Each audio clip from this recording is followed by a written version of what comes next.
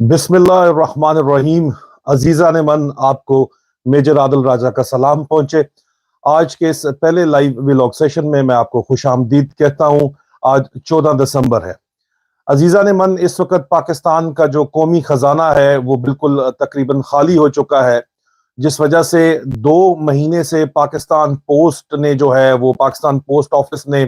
ना तो तनख्वाहें दी हैं, ना ही जो पेंशन उनके थ्रू दी जाती हैं वो भी नहीं दी जा रही। 2 महीने से ये हालात बने हुए इस वक्त।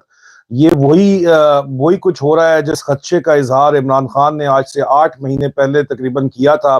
जब उनको निकाले जाने की, उनके खिलाफ रजीम चेंज की साजिश चल रही थी। तो उन्होंने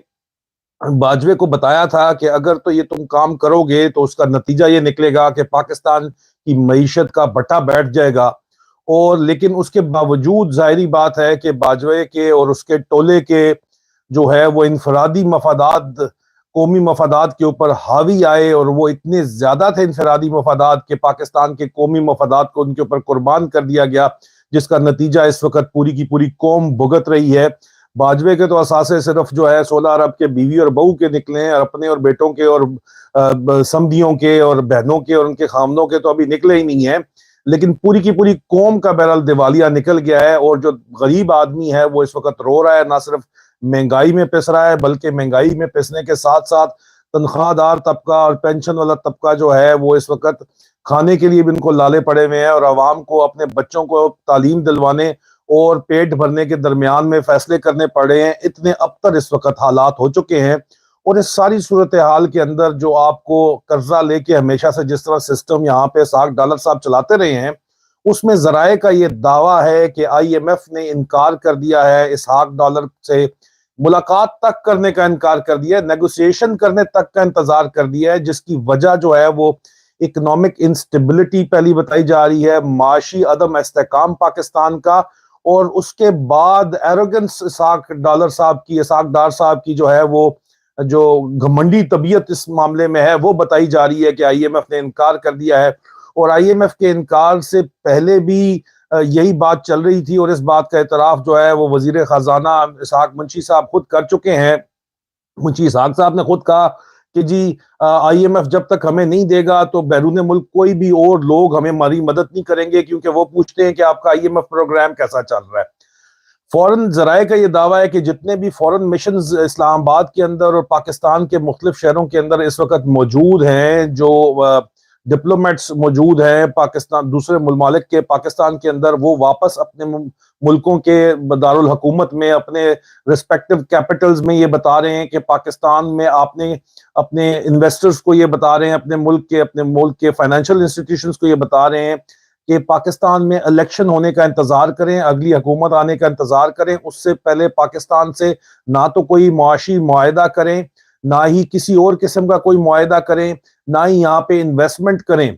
बल्कि सूरत हाल इस तरह की बन रही है कि कुछ ममालिक तो टूरिज्म तक के ऊपर जो है वो लोगों को मना कर रहे हैं कि वो ना आए। लेकिन मेन जो इसके अंदर जराए का दावा है, जो कि सच साबित इस वक्त होता दिखाई दे रहा है तनख्वाहों के बाद, और आइए ये इसहाक मुंशी साहब ने जो अपना इंटरव्यू दिया शाहजेब खानजादा जियो का जो नौकर है उसको, कि मीर शकील रहमान का जो नौकर है उसको जो उसने इंटरव्यू दिया, उसमें उसने खुद जो है उन्होंने ये बात इस चीज को एक्नॉलेज किया कि IMF अगर ना हमारे साथ नहीं बातचीत करता, ये पिछले 1.5 हफ्ते पहले उन्होंने कहा, जिसमें उन्होंने ये भी बात की है कि IMF अगर हमारे साथ फालतू नहीं एग्रीमेंट करेगा तो फिर हम क्या करें, कोई और मुल्क हमारे ऊपर एतबार नहीं करता। ऐसा फाइनेंशियल मॉडल बन गया कि हर मुल्क पूछता है कि जी आपका IMF का प्रोग्राम, जैसा मैंने आपको बताया, क्या चल रहा है। लोगों ने ये भी रिपोर्ट की, लेकिन मुझे उस इंटरव्यू में नजर नहीं आया कि न्यूक्लियर असासे जो है उसका कोई फायदा नहीं है। लेकिन खैर मैंने वो इंटरव्यू पूरा देखा, मुझे तो न्यूक्लियर असासों के जिक्र का वहां पे मुझे नहीं पता चला। अगर है तो कमेंट्स में जरूर बताइएगा। लेकिन आगे आप ये देखते हैं कि ये जो सूरत हाल इस वक्त बनी हुई है, उसमें वजीर आजम शहबाज शरीफ कहता है कि भाई हमारा पॉलिटिकल कैपिटल लगा हुआ है, हम यहाँ पे जो है वो आगे नहीं चलेंगे। उधर इंडिया में राजनाथ सिंह कहता है बीजेपी का कि हमारा शरीफों के ऊपर पॉलिटिकल कैपिटल लगा हुआ है। शरीफ यहाँ पे छोटा भाई जो है वो शहबाज कहता है कि जी हमारा पॉलिटिकल कैपिटल जो है वो लगा है, हम हुकूमत अपना टाइम पूरा करेंगे, NRO 2 तो हमने ले लिया, लेकिन अगले इलेक्शन के लिए कमाई हमने करनी है। और साथ ही साथ अंदर एक और गेम भी चल रही है, موجودہ طور کے اوپر آپ کو ڈرٹی ہیری پارٹی اور یہ جو پی ڈی ایم حکومت ہے یا نون لیگ حکومت ہے، یہ ایک مشترکہ مفادات کے کچے دھاگے میں بندے نظر آتے ہیں، لیکن اندر کھاتے یہی پی ڈی ایم حکومت خصوصی طور کے اوپر نون لیگی میڈیا سیل جو ہے اور ان کے جو لفافے ہیں، یہ اسی اسٹیبلشمنٹ کے لیے قبر کھود رہے ہیں، جس میں ان کو دفنا کے یہ اپنی سیاست زندہ کرنے کا پروگرام جو ہے وہ بنانا چاہتے ہیں، لوگوں کو بھڑکا کے یہ لوگوں سے جو ہے اگلوا رہے ہیں، ان کے خلاف باتیں اگلوانا چاہتے ہیں، ان کی اس حد تک تہذیب کرانا چاہتے ہیں کہ ان کو قبر میں دفن کرنا بہت آسان اور اس پہ اپنی سیاست زندہ کر سکیں۔ یہ آگے چل کے آپ کو ہوتا ہوا نظر آئے گا، لیکن اس ساری صورتحال میں آپ کا جو اس وقت حالات اس طرح کے آگے ہیں کہ آپ کے لیٹر آف کریڈٹس جو ہیں وہ نہیں کھولے جا رہے۔ پاکستان میں دوائیاں اسپتالوں کے اندر لائف سیونگ ڈرگز کا بھی فقدان ہو گیا ہے، جو باہر ممالک سے امپورٹ کی جاتی ہیں، کیونکہ ڈالرز نہیں ہیں آپ کے لیے دینے کے لیے، لیٹر آف کریڈٹ آپ کے نہیں کھل رہے۔ پہلے دفاعی ساز و سامان تک کے لیے آپ کے پاس پیسے ختم ہو گئے تھے، تو پرائورٹی دی گئی دفاعی ساز و سامان کی لیٹر آف کریڈٹس کو، جس کی وجہ سے بزنس اور جو اشیاء خورد و نوش کی چیزیں ہیں ان کے اوپر کمپرومائز اس وقت کرنا پڑ رہا ہے، اور یہ حالات ابتر سے ابتر ترین ہوتے چلے جا رہے ہیں۔ اور سعودیہ ابھی دوبارہ جو ہے وہ گئے ہیں کوئی کشکول لے کے اور ہدایات لینے کے لیے، جو ہے اس وقت آپ کو پتہ ہی ہے کہ اس وقت وہاں پہ جا رہے ہیں، یہ دوبارہ اسٹیبلشمنٹ کے نمائندے دوبارہ بیل آؤٹ مانگنے کے لیے جا رہے ہیں، لیکن وہ بھی ایک وقتی بیل آؤٹ پیکج ہوگا۔ وہ پہلے ان کے جو پیسے پڑے ہوئے ہیں وہ پڑے رہنے دیں تو بڑی بات ہے۔ پاکستان کے اپنے پیسے تو تقریباً ختم ہو چکے ہیں اس وقت، پاکستان کے پاس اپنا پیسہ فورن ایکسچینج کرنسی کے اندر کچھ بھی نہیں ہے، اپنے نوٹ چھاپ کے بھی ابھی یہ جو ہے سینٹرل بینک کا کنٹرول جو ہے آپ کا، اسٹیٹ بینک کا کنٹرول، وہ مانیٹر ہو رہا ہے آئی ایم ایف کے ذریعے، پورا ورلڈ بینک اس کو دیکھ رہا ہے، مانیٹر کر رہا ہے۔ آپ ایکسٹرا نوٹ چھاپ کے، جس پہلا یہ ان کا پرانا طریقہ ہوتا تھا، طریقہ واردات ہوتا تھا، ایکسٹرا نوٹ چھاپ کے یہ بانٹ دیتے تھے، ابھی وہ بھی ان کو بانٹنے کے اندر جو ہے وہ دقت پیش آ رہی ہے، کیونکہ وہاں پہ براہ راست ورلڈ بینک اور آئی ایم ایف جو ہے اس کو مانیٹر کر رہا ہے، تو اس لیے پاکستان کا دیوالیہ نکلنے والا نہیں ہے، نکل چکا ہے، یہ حالات بتا رہے ہیں۔ اور اسٹیبلشمنٹ ابھی بھی جو ہے وہ ریت میں سر دے کے جو ہے وہ بیٹھا ہوا ہے، شتر مرغ جس طرح ریت میں سر دے دیتا ہے، یا کبوتر کی طرح آنکھیں بند کی ہوئی ہیں کہ بلی اس کو نہیں کھائے گی۔ معیشت کی ابتر ترین صورتحال ہو رہی ہے، اور یہ چیز آپ دیکھی جائے کہ کون سی ایسی ان کے پاس چیزیں تھیں بلیک میل کرنے کے لیے، جن کے تحت عمر فاروق ظہور کے پاس وہ آپ دیکھیں کہ کون سے ایسے ثبوت تھے ان کو بلیک میل اسٹیبلشمنٹ کو کرنے کے لیے، جس کی وجہ سے ان کو رجیم چینج آپریشن بھی کرنا پڑا، اور آج دن تک ان کی ساری باتیں ماننی پڑ رہی ہیں۔ اس چیز کو میں نے پہلے بھی ایک دفعہ آپ کے سامنے لے کے آیا ہوں کہ وہ کون سا جو کووڈ ویکسین کے جو کیس بنا تھا، اور کووڈ ویکسین کے چکر کے اندر یہ پوری کی پوری ڈیٹیل میں ویلاگ کر چکا ہوں، دوبارہ اس کے اوپر نہیں جاؤں گا۔ ارشد شریف شہید کو ڈاکٹر رضوان کی شہادت سے پہلے انہوں نے ان کو 9 کیسز دیے تھے، وہ کون سے 9 کیسز ہیں جو ڈاکٹر رضوان کی شہادت کا سبب بنے اور پھر ارشد شریف شہید کی شہادت کا سبب بنے؟ اور اب کہنے ذرائع کے کچھ بہت مختلف لوگ دعویٰ کرتے ہیں، غیر مصدقہ لوگوں ذرائع سے میں نے سنا ہے کہ جی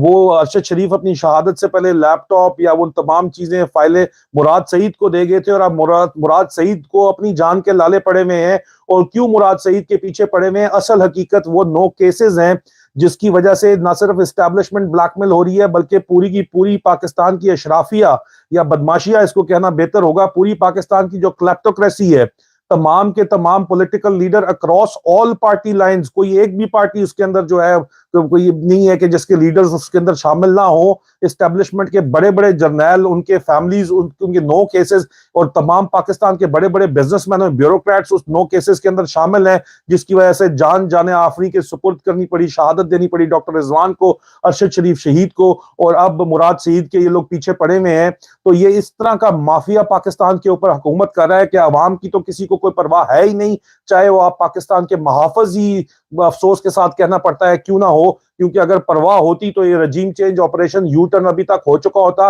یا باجوے کی باقیات جو اس وقت اسٹیبلشمنٹ میں اعلیٰ ترین عہدوں کے اوپر فائز ہیں، تمام تر الزامات لگنے کے بعد بھی ان کی کم از کم پوسٹنگ تو ہو چکی ہوتی، انکوائری تو آرڈر ہو چکی ہوتی، لیکن ابھی تک کچھ بھی اس طرح کا نہیں ہوا۔ ہاں البتہ کور کمانڈر کانفرنس جو ہے وہ میرے ذرائع کا یہ دعویٰ ہے، خاموش مجاہدوں کا دعویٰ ہے کہ 26 دسمبر کے آس پاس کور کمانڈر کانفرنس جو ہے وہ ہو رہی ہے، اور کور کمانڈر کانفرنس کا جو ایجنڈا ہے وہ جو اس کے جو مین پوائنٹس ہیں، 3 نکات ہیں، جو مین نکات ہیں، جو ٹاپ ایجنڈا ہے، اس کے علاوہ بھی بات چیت ہے، لیکن ٹاپ ایجنڈا پاک فوج سے توقعات جو ہے وہ عوامی توقعات ہی کی بات ہو رہی ہے، اور اس کے علاوہ ظاہری بات ہے کور کمانڈر کانفرنس میں کور کمانڈرز کی توقعات کی بات ہو رہی ہے۔ دوسرا ایجنڈا پوائنٹ یہ ہے کہ باجوے کی طرف سے نقصان پہنچانے کے بعد پاک فوج کا امیج کیسے دوبارہ بحال کیا جائے، تعمیر کیا جائے، اور اس کے بعد باجوہ کی پالیسیوں کے پیش منظر میں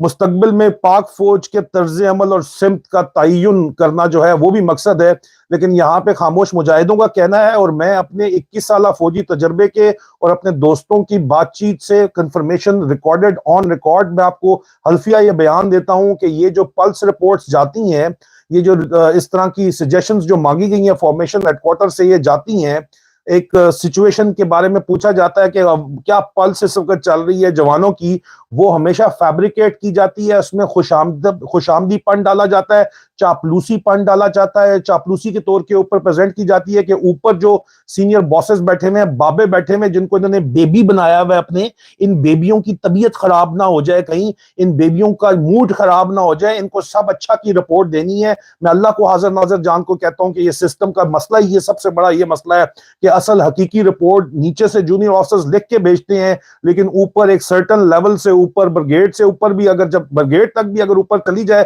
اول تو برگیڈ سے اوپر ہی نہیں جاتی وہ، اگر برگیڈ سے اوپر چلی جائے، ڈیو میں چلی جائے، تو وہاں پہ وہ تمام کے تمام کو کینچی لگا دی جاتی ہے، یہ کہہ کہ تم بچے ہو، تم نہیں سمجھتے۔ اوپر کور کمانڈر کا موڈ خراب نہیں ہونا چاہیے، مطلب ہر کسی کو اپنی نوکری کی پرواہ ہے کہ اصل حقیقی پکچر دکھا دی تو وہ کہیں گے کہ تم سے اپنے انڈر کمانڈ ٹروپس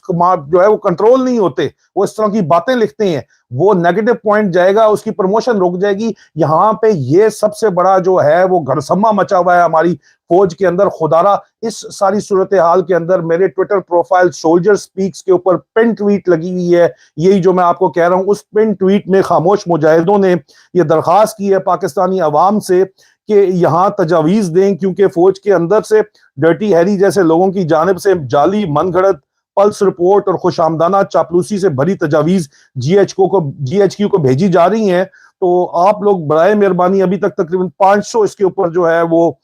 تجاویز آ چکی ہیں، میں آپ سے درخواست کروں گا کہ میرا جو ٹویٹر پروفائل ہے سولجر سپیکس، اس کے اوپر جا کے برائے مہربانی آپ اپنی تجاویز دیں، اور یہ خاموش مجاہدوں کی طرف سے میں آپ کو گارنٹی دیتا ہوں کہ مانیٹر ہوتا ہے میرا پروفائل، اس لیے حکومت پاکستان کبھی رپورٹ کر رہی ہوتی ہے، کبھی کوئی رپورٹ کر رہا ہوتا ہے۔ ایک زمانہ تھا 6-7 مہینے پہلے پازیٹیو رپورٹ کے اندر جاتا تھا، اب نیگیٹو رپورٹ کے اندر میڈیا رپورٹ میں جو ہے میرا تمام چیزیں جاتی ہیں، تو وہ دیکھی ضرور جائیں گی، پہنچیں گی ضرور آرمی چیف تک انشاءاللہ۔ نہیں پہنچے گی تو ہم ڈنکے کی چوٹ کے اوپر یہاں پہ پہنچائیں گے، آپ فکر نہ کریں، اور بھی بہت سے ذرائع ہیں پہنچانے کے، پہنچیں گی وہاں تک باتیں۔ تو پلیز آپ میرے ٹویٹر پروفائل سولجر سپیک کے اوپر جا کے پن ٹویٹ میں اردو میں لکھا ہوا ہے، نیچے اگر آپ انگلش میں لکھنا چاہتے ہیں تو انگلش میں وہاں بھی لکھ سکتے ہیں، انگلش کے اندر بھی یہ پوسٹ کی گئی ہے، وہاں پہ آپ ضرور اپنی رائے کا اظہار کریں کہ آپ کیا چاہتے ہیں فوج سے، اپنی فوج سے آپ کیا چاہتے ہیں، فوج کی مستقبل کی سمت آپ کیا چاہتے ہیں، اپنی سیکیورٹی اسٹیبلشمنٹ سے آپ کی کیا توقعات ہیں۔